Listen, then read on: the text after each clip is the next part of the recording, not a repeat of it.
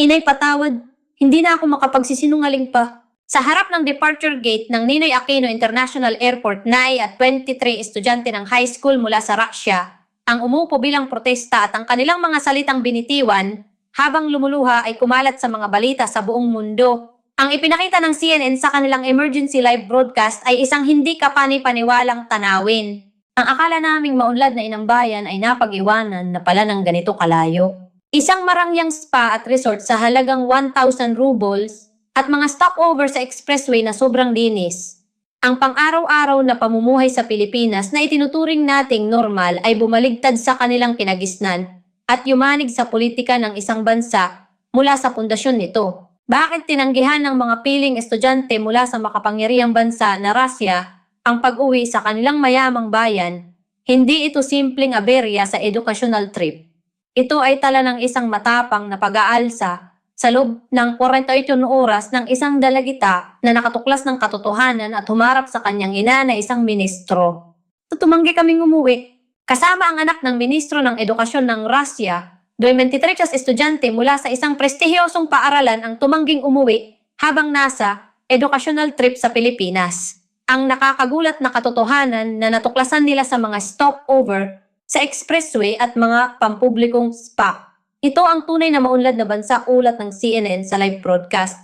Noong ika-15 ng Nobyembre 2024 sa Sheremetyevo International Airport sa Moscow, sumakay ang 23 estudyante sa high school sa eroplanong patungong Pilipinas.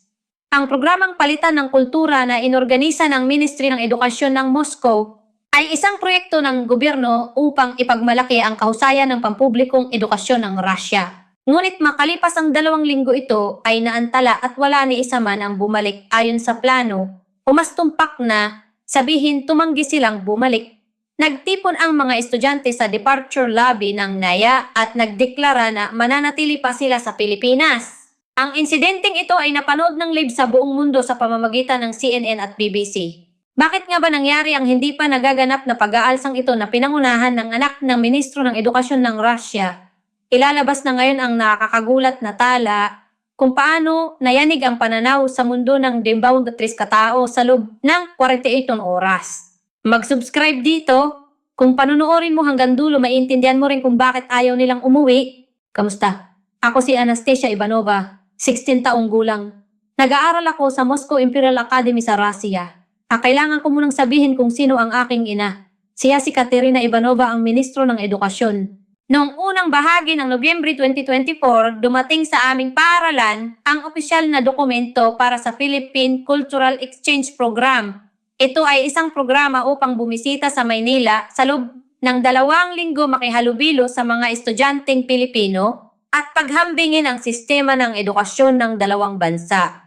Nagpasa ako ng aplikasyon ng hindi masyadong nag-iisip dahil lang sa hindi ko kailangang pumasok sa paaralan ng 2 linggo. Ngunit ipinatawag ako ng aking ina sa kanyang opisina. Ika-8 ng Nobyembre alas 6 ng gabi sa opisina ng ministro sa ika-7 palapag ng gusali ng gobyerno. Hawak ng ina ko ang aking aplikasyon. Sabi niya, Anastasia, napili ka para sa programang ito. Pero hindi ito simpleng exchange program. Proyekto ito na ginawa ng nanay mo. Isa itong propaganda project para ipakita ang kausayan ng edukasyon sa Russia. Namangha ako. Ibig sabihin, kasangkapan lang ako sa propaganda. Tumango ang aking ina. Kailangan mong pumunta ron hanapin ang mga problema sa sistema ng Pilipinas at ipakita kung gaano kaabante ang Russia. Sasama rin ang media natin. Tumutol ako. Gusto ko lang maglakbay. Ayaw kong magamit sa palabas na pampolitika. Ngunit naging matigas ang aking ina. Hindi ito pakiusap, ito ay tungkulin mo. May responsibilidad ka bilang anak ng ministro. Ganun ako napili bilang isa sa 23 estudyante. Ang totoo, ako ang unang napili at ang natitirang 22 ay sumunod na lamang.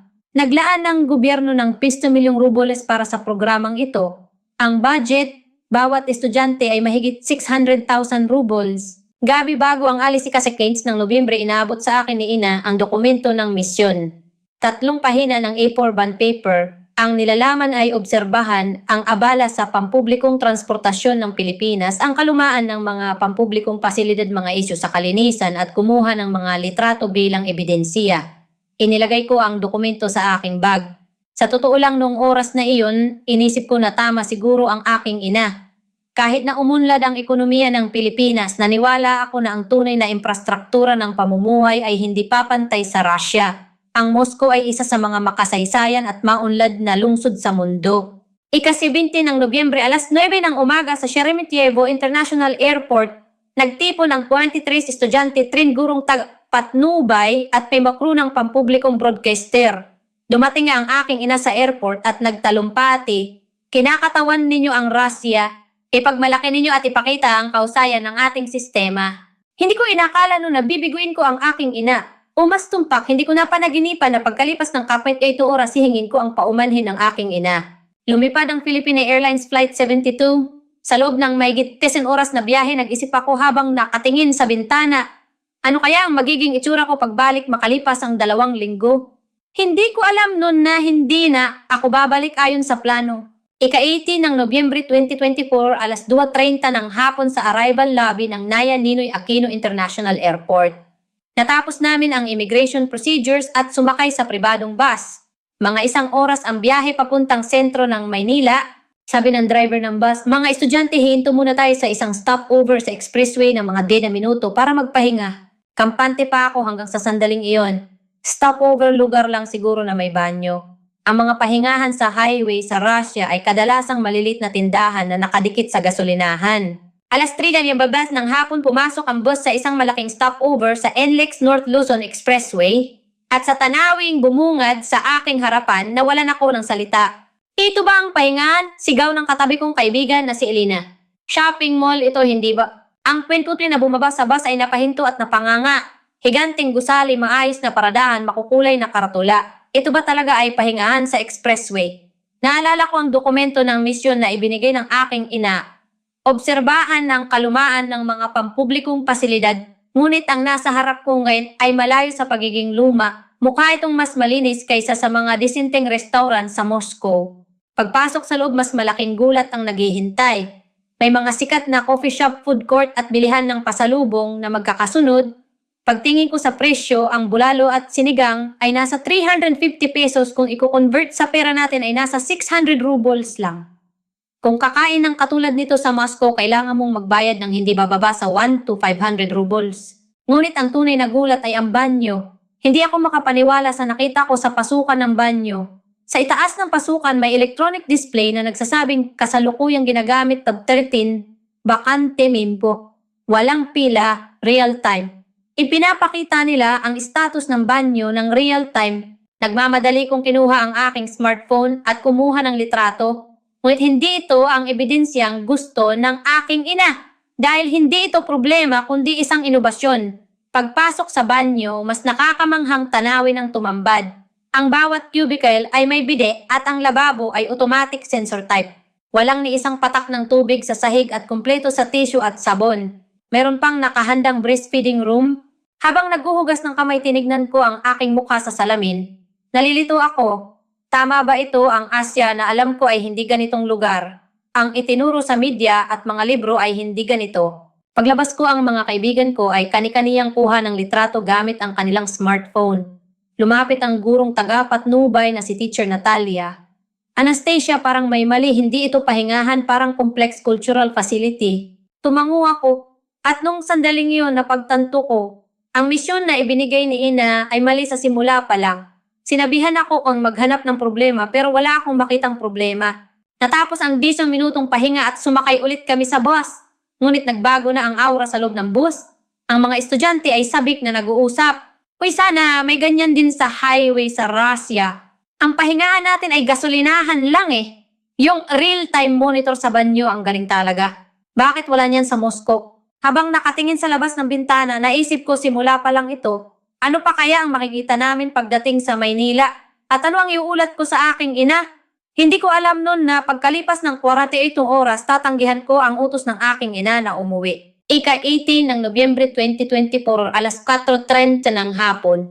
Dumating kami sa isang guest house sa Bonifacio Global City BGC sa Taguig. Sa kabila ng sabi ng guro na magpahinga at mag-ayos ng gamit, nagtipo ng 23 estudyante sa lobby at nagkalikot ng smartphone. Sabi ng kaibigan kong si Elena, "Anastasia, pwede ko bang i-post sa Instagram ang litrato sa stopover?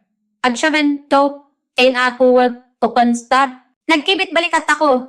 Ano bang problema? Souvenir photo lang naman ng biyahe. Hindi ko alam noon na ang isang litratong yon ay lilikha ng malaking gulo.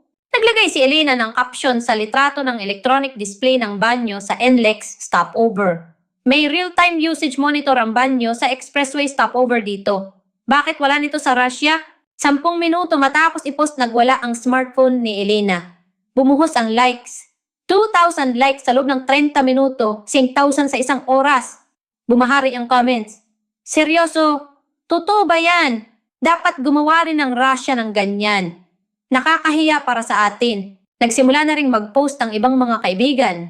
Ang loob ng stopover, food court, convenience store, parking lot, lahat ay naging paksa ng post. Ang hashtag ay Katsend Philippine Service Area. Alas 9 ng gabi nag-post na rin ako. Alam kong nakafollow ang Facebook account ng aking ina sa Instagram ko pero wala akong dahilan para magtago. Ipinapakita ko lang ang katotohanan. Ang caption ko ay unang araw sa Pilipinas. Lahat ng alam ko tungkol sa pampublikong infrastruktura ay nagiging kaduda-duda na. Pagkalipas ng 30 minuto, tumawag ang aking ina. Alas 1:30 na madaling araw sa Moscow pero gising na gising siya. Anastasia, nakita ko ang pinost mo. Malamig at seryoso ang boses ni ina. Isang panig lang ang ipinapakita mo yung maganda lang. Diba sinabi ko sa'yo na hanapin mo ang mga problema. Sumagot ako, Inay, ayoko pong magsinungaling. Ang nakita ko ay talagang malinis at maayos na pahingahan. Wala akong nakitang problema. Bumuntong hininga ang aking ina. Anastasia, bata ka pa. Hindi mo naiintindihan ang politika. Hindi ito simpleng bakasyon. Nakasalalay dito ang tiwala sa gobyerno natin. Pagkababa ng telepono, nalito ako. Bakit mas mahalaga ang tiwala sa gobyerno kaysa sa katapatan ko? Bawal bang sabihin kung ano ang nakita ko? Alas 8 ng gabi humiling ng interview ang news team ng among bansa. 5 sa 23 ang napili kasama ako. Natural lang dahil anak ako ng ministro. Tanong ng reporter, Anastasia, ano ang impresyon mo sa unang araw sa Pilipinas? Hindi ba ko ni? Sumagot ako ng tapat. Nagulat ako dahil iba sa inaasahan ko. Lalo na ang antas ng mga stopover sa expressway mukhang mas mataas kaysa sa Russia. Nanigas ang muka ng reporter. Mahirap i-broadcast ang pahayag na yan. Anastasia, pwede bang maging mas neutral ka? Halimbawa, sabihin mo na parehong may kalakasan at kahinaan ang dalawang bansa. Humiling ako. Sinabi ko lang kung ano ang nakita ko. Hindi ba neutral yun? Natapos ang interview na may alanganing pakiramdam. At noong gabing yun, nakatitig ako sa kisame ng kwarto ko. Bukas sasakay kami sa subway ng Maynila. Ano kaya ang kaibahan nito sa metro ng Moscow? Walang tigil ang notification ng smartphone ko. Ang comments sa Instagram post ko ay lumampas na sa 1,000. Karamihan ay mula sa mga Ruso. Nagsasabi ng totoo ang anak ng ministro. Sa wakas may lumabas na tapat. Anastasia, ituloy mo ang pag-post? Noon ko napagtanto, ang mga post ko ay hindi na simpleng souvenir photos. Naging pampulitikang pahayag na ito. At tumataak na ako sa landas na salungat sa gusto ng aking ina. Ika-19 ng Nobyembre 2024, alas 10 ng umaga. Nakatayo kami sa pasukan ng subway station sa BGC, isang bagong tayong subway system sa kwentong ito. Sabi ng guro, ngayon sasakay tayo sa subway papuntang Makati. Experience ito sa public transport. Sa totoo lang wala akong inaasahan. Subway, ano bang kaibahan nito sa Moscow Metro train lang naman na tumatakbo sa release? Ngunit pagbaba ng hagdan iba na ang pakiramdam. Una, napakalawak ng istasyon. Ang mga istasyon sa Moscow ay magaganda at parang palasyo pero luma na ang teknolohiya. Dito parang futuristic underground city. Pagdaan sa gate, sumigaw ang kaibigan kong si Dimitri. Uy, may elevator dito sa atin, puro hagdan lang. Nagpaliwanag ang guro, halos 90% ng mga istasyon ng tren sa Pilipinas ay may elevator para sa PWD at matatanda. Sa Moscow, iilan lang ang meron. Pagdating sa platform, hindi ako makapaniwala. May transparent na pader sa pagitan ng sakayan at rails. Platform screen doors. Sa libro ko lang ito nakikita. Wala nito sa Moscow. Ipinaliwanag ng guro na ito ay para sa kaligtasan ng mga pasahero. At ang pinaka-nakakagulat ay ang electronic display board. Parating na ang tren 2 minuto 30 segundo. Real time hanggang segundo. Sa Moscow, minuto lang ang nakalagay. Dumating ang tren. Ang interval ng biyahe ay 3 minuto. Sa Moscow, umaabot ng 9 hanggang 7 minuto kapag rush hour. Pagpasok ko sa tren, tiningnan ko ang loob. Ang mga upuan ay malinis at nagulat ako ang mga upuan ay may cooling ventilation. Malamig ang upuan kahit mainit ang panahon sa labas. Sa Moscow, plastic lang ang upuan at walang ganitong features. Sumigaw ang kaibigan kong si Elena, hawak ang smartphone. Uy, may wifi dito, libre raw. Sinubukan ko rin, totoo nga. Metro Manila free wifi at mabilis ang speed. Habang papuntang Makati Station, nag-obserba ako sa paligid. Ang display sa loob ng tren ay nasa Filipino, English at iba pang wika. Ang voice announcement ay multilingual din. Real-time ang update ng transfer info. At ang pinakatumatak sa akin ay ang mga tao. Kahit maraming tao, disiplinado sila. Nauuna ang pagbaba bago sumakay. Sa totoo lang medyo magulo sa Moscow. Pagdating sa Makati Station habang naglalakad sa transfer tunnel, may mga likhang sining na nakadikit sa pader. Ang istasyon ay parang art gallery, public art daw ang tawag. Paglabas ng istasyon, bakas ang excitement sa mukha ng mga kaibigan ko. Anastasia, grabe to, hindi maikumpara sa Moscow. Kinuha ko ang smartphone at nag-TikTok live. Ang real-time viewers ay mabilis na lumampas sa 3,000. Karamihan ay mga Ruso. Sabi ko sa camera, mga kababayan, kakasakay ko lang sa subway dito sa Maynila at sa totoo lang hindi maikumpara ang sistema natin. 3 minutong interval platform, screen doors, libreng Wi-Fi, ventilated seats, real-time info system. Lahat ng ito ay basic dito. Bumaha ang comments. Hindi ka paniwala. Dapat gayahin ng Moscow. Nakakahiya tay. Pero isang comment ang umagaw ng pansin ko. Siguradong magagalit ang nanay mo niyan. Tama siya. Siguradong pinapanood ito ni Ina ngayon. Alas 7 na ng gabi sa Moscow. At siguradong galit na galit siya. Pero hindi ko pinatay ang broadcast. Sa halip sinasabi ko lang ang nakikita ko. Ito ang katotohanan at ito ang realidad na dapat nating malaman. Lumampas sa may karawan ang live viewers at noong ko napagtanto wala nang atrasan to. Nagsimula na akong magsalita ng katotohanan ayaw marinig ng aking ina. Ikaniday ng Nobyembre 2024, alas 5 ng hapon. Dumating kami sa isang luxury spa at resort sa Tagaytay. Isla de Oro ang pangalan. Sabi ng guro, ngayon ay mararanasan natin ang espesyal na kultura ng pagre-relax sa Pilipinas. Isa itong world-class spa resort. Wala akong inaasahan. Paliguan, shower lang, diba? Ano ang kaibahan sa shower room ng public pool sa Moscow? Nagbayad ng entrance fee sa pinto. 600 pesos bawat tao. Nasa 10,000 rubles. Medyo mahal kung isipin na ang public pool sa Moscow ay nasa 500 rubles lang. Pero sabi ng staff, pwede kayong gumamit hanggang madaling araw, kasama na ang paliguan, lounge buffet, game room at sleeping area. Sandali lang, hanggang madaling araw sa halagang 1,000 rubles at pwede pang matulog, hindi ako makapag-compute agad. Ang isang gabi sa guest house sa Moscow ay minimum na 3,000 rubles. Pero dito sa 1,000 rubles, pwede kang manatili buong araw. Ginamit namin ang hiwalay na paliguan para sa babae at lalaki. Pagpasok sa locker room, hindi ko maisara ang bibig ko. Para itong i-stay ng 5-star hotel. Malinis na locker, libreng amenities, hair dryer, pati lotion. Mas nakakagulat sa loob ng paliguan. May jacuzzi infinity pool na may view ng Vulcan herbal pool, mahigit men klase. Sa public pool sa Moscow, shower lang ang meron. May iba't ibang uri din ng sauna. Pagkalipas ng isang oras, lumabas kami sa common area. Dahil halo ang lalaki at babae dito, nagkita-kita kami ng mga kaibigan. Nakasuot kaming lahat ng komportabling damit na bigay ng spa. Sigaw ni Elena. Anastasia, tingnan mo ito, may salt sauna, ice room at maraming kwarto. Sinubukan namin isa-isa. Ang init sa sauna kaya lumabas kami agad. Ang ice room ay presko, masarap sa pakiramdam pagkatapos pagpawisan. Alas 11 ng gabi nagtipon kami sa dining area ng pasilidad. Tiningnan namin ang menu, adobo, sinigang, pansit, kare-kare. Ang presyo ay kasama na sa buffet o kaya ay napakamura kung a la carte. Ang mura kumpara sa restaurant sa Moscow. Umorder ako ng halo-halo. Lumipas ang hating gabi, pumunta ang mga kaibigan sa sleeping area. May mga reclining chair at nagbibigay ng kumot. Humiga ako at tumingin sa kisame. 1,000 rubles para ma-enjoy lahat ng ito. Sa Moscow ni almusal hindi kasama sa ganitong halaga at pangarap lang ang ganitong spa. Alas 2 ng madaling araw hindi ako makatulog kaya pumunta ako sa game corner. Nakita ko ang ilang kaibigan. Sabik silang nagkukwentuhan. Sabi ni Dmitry, Anastasia, grabe talaga to. Kahit low-income earner, kayang mag-relax dito sa halagang 1,000 rubles. Sa Moscow, ang mga homeless walang mapuntahan kapag taglamig.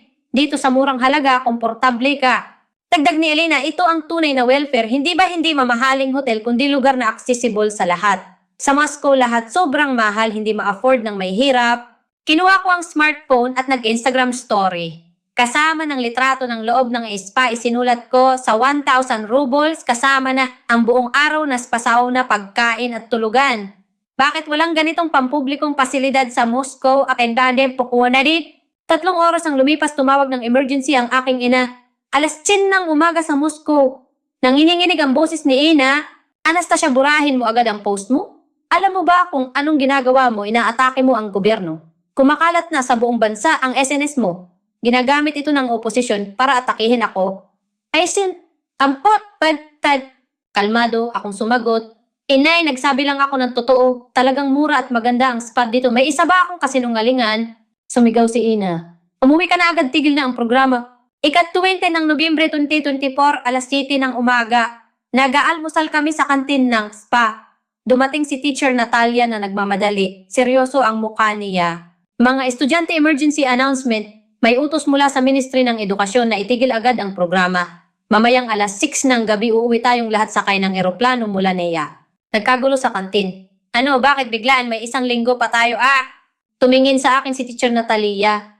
Anastasia, direktang utos mula sa nanay mo. Dahil daw sa mga post mo sa SNS naging isyong politikal na. Ginagamit daw ng oposisyon para banatan ng gobyerno. Tumayo ako. Ma'am, hindi ako uuwi. Gulat na gulat si Teacher Natalia. Hindi ako babalik. Hindi ako nagsinungaling. Sinabi ko lang kung ano ang nakita ko. Bakit yun naging problema? Anastasia, menor de edad ka pa. Kailangan mong sumunod sa magulang mo. Nakipagtalo si Teacher Natalia pero umiling ako. Noon tumayo ang kaibigan kong si Elena. Hindi rin ako uuwi. Tama si Anastasia. Nakikita namin ang totoo. Bakit kailangang itago? Tumayo rin si Dmitri. Ako rin. Hindi ba educational program ito na tutututo kami? Bakit kailangang itigil? 1, 2, 3. Sa huli lahat ng dokumentaries estudyante ay tumayo. Hindi kami uuwi. Nagpanik si Teacher Natalia. Makinig kay mass disobedience ito. Malaking problema ito.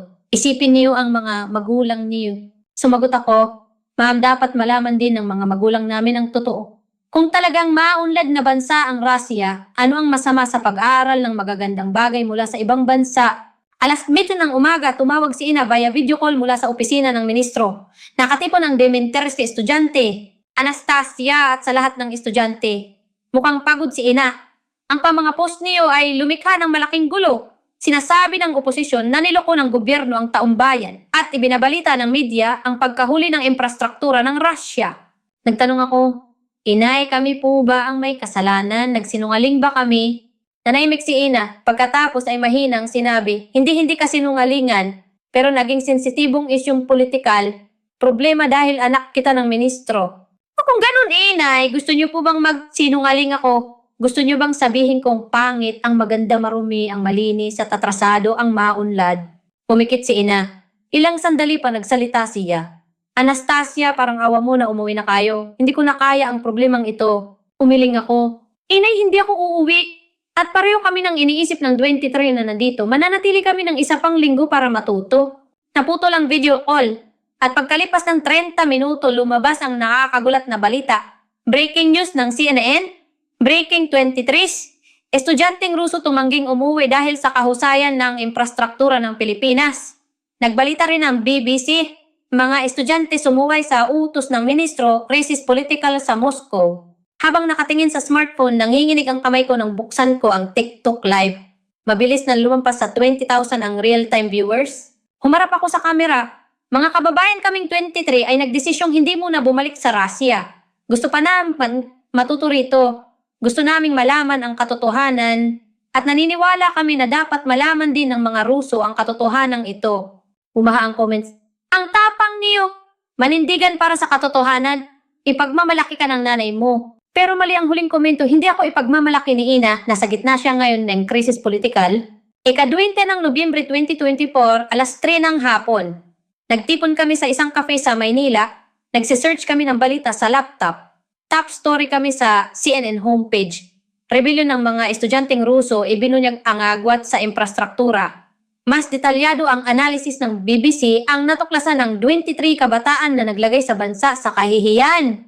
Naglabas pa ng editorial ang New York Times. Kapag nakita ng mga estudyante ang ayaw ipakita ng mga politiko, sumigaw si Elena. Uy, nasa Time Magazine tayo sa main page. Totoo nga. Malaking litrato ko ang nasa Time na may pamagat. ang 60 anyos na humarap sa kanyang ina para sa katotohanan, Anastasia Ivanova. Kumabog ang dibdib ko habang binabasa ito. Kwento ko ba talaga ito? Sinabi ko lang naman ang nakita ko. 5:00 ng hapon nagmamadaling pumasok si Teacher Natalia. Nakulagot na. Naglabas ng pahayag ang presidente ng Russia. Tumingin kami sa screen ng laptop. Nasa press conference ang presidente. Nagbibigay pugay ako sa tapang na ipinakita ni Anastasia Ivanova at ng 20-30 estudyante. Sabi ng presidente, tapat nilang sinabi ang kanilang nakita at nagbibigay ito ng mahalagang mensahe sa atin. Kailangan nating matuto. Nagpatuloy ang presidente, inutusan ko ang ministro ng edukasyon na igalang ang karapatan ng mga estudyanteng ito sa edukasyon. Susuportahan natin sila para matapos ang 2 linggong programa ayon sa plano. Napuno ng hiyawan ng kafe. Nanalo kami. Talagang nanalo kami pero komplikado ang nararamdaman ko. Hindi ito tagumpay. Siguradong matindi ang pressure kay Ina ngayon. 7:00 ng gabi tumawag ulit si Ina. Personal na tawag na ito. Anastasia, pagod ang boses niya. Nanalo ka. Nakialam na ang presidente kaya matatapos niyo ang 2 linggo. Maingat akong nagtanong, okay lang po ba kayo, Inay? Mapait na tumawa si Ina. Paano ako magiging okay? Hinihingi ng oposisyon ang resignation ko. Binabatikos ako ng media na ginamit ko ang anak ko sa politika, bumagsak ang approval rating ko. Patawad, Inay. Time-team kong sinabi. Bumuntong hininga si Ina. Wala kang dapat ihingi ng tawad. Ginawa mo ang tama, ako ang mali, inaamin ko. Naluha ako sa sinabi niya. Inay, Anastasia, sabi ni Ina. Tingnan mo hanggang huli ang dapat mong makita. At ituro mo sa mga Ruso ang katotohanan kung gaano tayo nahuhuli at kung gaano natin kailangang matuto. Pagkababa ng telepono, umiyak ako saglit. Malaki ang dagok sa politika kay Ina pero kinampihan pa rin niya ako. 9:00 na ang gabi, bumiyahe ulit kami sa expressway. Mula Maynila hanggang Baguio naman.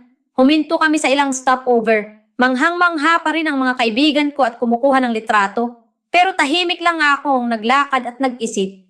Totoo ba ang lahat ng ito? Ang biyahe naming 23 ay naging international news na nakialam ang presidente at nasa krisis si Ina. Habang nakatingin sa night view sa observation deck sa Baguio, napagtanto ko.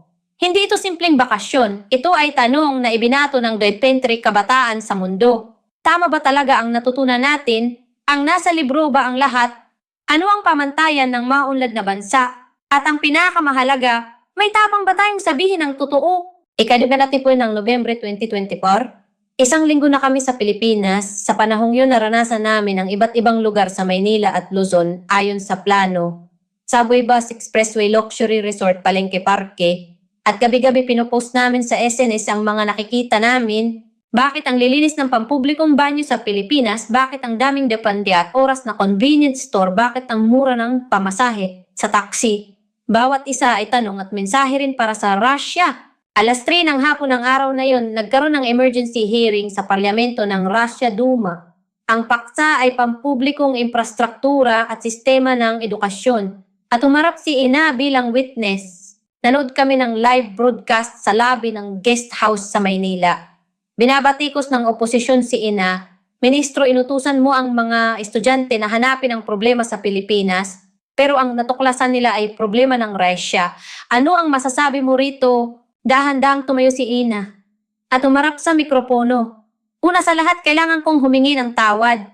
Nanginginig ang boses ni Ina. Binigyan ko ang anak ko at ang 20 estudyante ng mission na may kinikilingan. Sinabi kong hanapin ang problema sa Pilipinas. Hindi yun edukasyon. Yun ay politikong propaganda.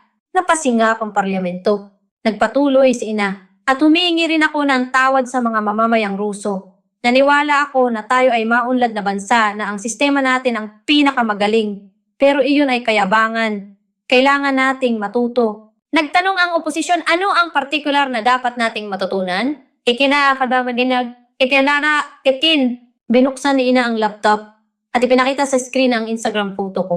Tingnan nyo ito. Real-time toilet monitor system sa expressway stopover. Meron ba niyan sa Russia? Wala. Elevator sa 90% ng mga subway station, tayo ay nasa 26% lang. 3 minutong interval ng tren, libreng wifi, ventilated seats. Meron ba tayo? Tumaas ang boses ni Ina. At ang luxury spa, 1,000 rubles para sa buong araw na pampublikong pasilidad, kasama ang paligo, sauna, tulog at pagkain. Sa Moscow, ilan ang homeless na walang mapuntahan sa taglamig. Nagkagulo ang parlamento. Sa huli, sinabi ni Ina, Nanilbihan ako bilang ministro ng edukasyon sa loob ng 15 na taon, pero ako ay parang palakang nasa balon. Nakita ng anak ko at ng 23 estudyante ang mas malaking mundo kaysa sa akin. Dapat akong matuto sa kanila. Iyon mo ko si ina. Mga kababayan patawad, ako ay magbibitiw sa pwesto. Tumahimik ang lobby ng guest house. Gulat na nakatingin ang mga kaibigan ko sa screen. Umiiyak kong kinuha ang smartphone at nag-message kay ina. Inay, huwag kang umalis. Ipinakita mo ang tapang na aminin ang mali mo. Ngayon ikaw naman ang magbabago sa rasya, parang awa mo na. Makalipas ang 10 minuto, nag-reply si ina. Anastasia, salamat. Ipinagmamalaki kita, kayong lahat na 23. Hindi na ako magre-resign. Sa halip, igugugol ko ang natitira kong buhay para baguhin ang rasya katulad ng Pilipinas. Noong gabing iyon, ipinasa ng parlamento ang Emergency Resolution, Russia Public Infrastructure Benchmark Special Committee. Naglaan ng budget na 500 million rubles. Simula 2025, sisimulan ang Moscow Subway Modernization Project.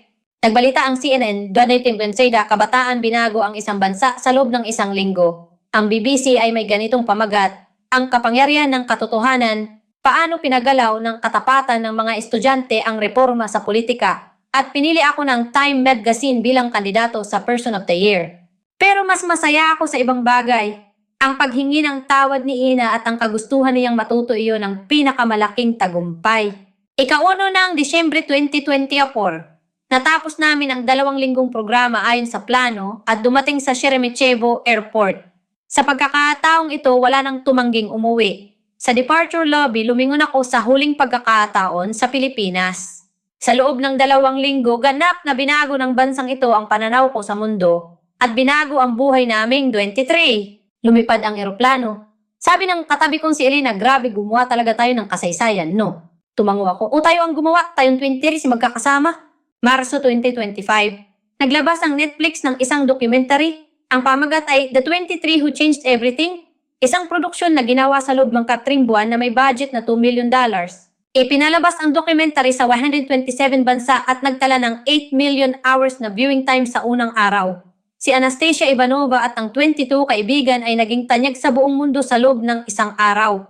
Sinimulan ng Moscow, Russia ang Subway Modernization Project noong 2025. Platform screen doors, mas maikling interval, libreng Wi-Fi, lahat ay naka-benchmark sa sistema ng Pilipinas. At noong Hunyo 2025, nagbukas ang unang pampublikong luxury spa sa Moscow.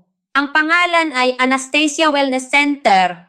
24 oras, bukas 1,500 rubles ang entrance fee. Sabog ang positibong reaksyon ng mga mamamayan. Hindi nag-resign si Katerina Ivanova bilang ministro ng edukasyon.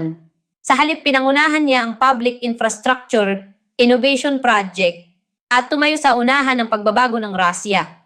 Noong Oktubre 2025, nakatanggap siya ng parangal mula sa gobyerno ng Pilipinas para sa pagsusulong ng administratibong reforma. Si Anastasia Ivanova ay napili bilang isa sa final 10 candidates para sa Time Person of the Year 2025 at nakatanggap ng offer na pumasok sa Harvard, Stanford at MIT ng sabay-sabay.